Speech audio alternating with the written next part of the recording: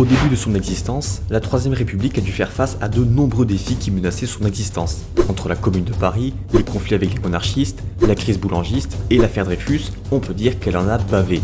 Mais tout ça, j'en ai déjà parlé dans ma vidéo dédiée. Donc aujourd'hui, je vais vous parler d'une crise qui a touché la République, mais que j'avais oublié d'aborder dans ma vidéo. Voici donc l'histoire du plus gros scandale de la Troisième République, le scandale de Panama. Notre histoire commence en 1879, lorsque l'industriel Ferdinand de Lesseps, connu pour avoir creusé le canal de Suez, crée la Compagnie universelle du canal interocéanique.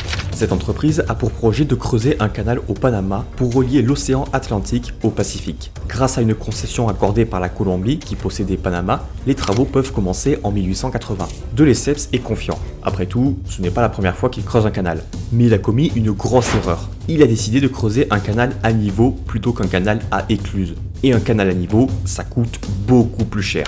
La compagnie a dépensé beaucoup trop d'argent, plus qu'elle n'en possède, puisque le coût de la construction était évalué à 600 millions de francs. Alors en 1885, l'entreprise demande à faire un emprunt à l'eau, c'est-à-dire un emprunt qui est obligatoire auquel sera ajoutée une rémunération supplémentaire. Le problème, c'est que pour avoir cet emprunt, il faut avoir le vote des députés, et si elle ne l'a pas, la compagnie fera faillite. Alors, elle décide d'acheter des journalistes pour faire la promotion du projet et des députés pour qu'ils puissent voter pour l'emprunt. Les sommes proposées sont très élevées, on parle de chèques de 20 000, 50 000, voire 300 000 francs pour certains ministres. Au total, ce sont 104 députés, sénateurs ou ministres qui ont touché un chèque. Et pendant que vous avez râlé sur votre clavier, moi j'ai touché le chèque.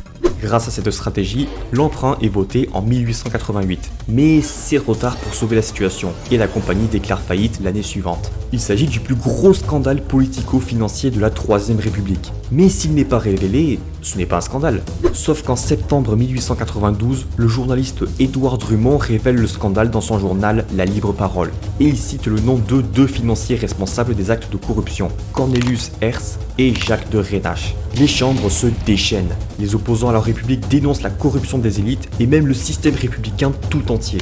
Alors les parlementaires votent pour la création d'une commission d'enquête pour condamner tous ceux qui ont perçu un chèque. Finalement, deux procès ont eu lieu en décembre 1893. Le premier contre les dirigeants de la compagnie, qui aboutit à des peines d'amende et de prison, et un pour les parlementaires, qui pour la plupart ont bénéficié d'un non-lieu. Seul un député, Charles Baillot, a été condamné à 5 ans de prison car il avait avoué son implication. Les conséquences sont lourdes à court terme. D'une part, les républicains passent pour des corrompus et ils perdent des sièges aux élections législatives de 1893 au profit des socialistes. Et d'autre part, les financiers dénoncés par l'article de Drummond étaient tous les deux juifs, ce qui a participé à alimenter les idées antisémites et les événements de l'affaire Dreyfus 2 ans plus tard.